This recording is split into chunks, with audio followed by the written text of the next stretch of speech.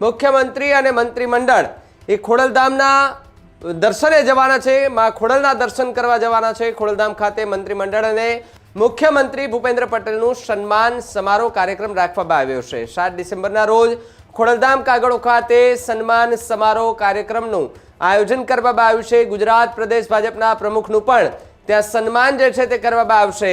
સાથે જ નવનિયુક્ત થયેલા લેવા પટેલ પાટીદાર સમાજના જે નેતાઓ છે એમનું સન્માન કરવામાં આવશે।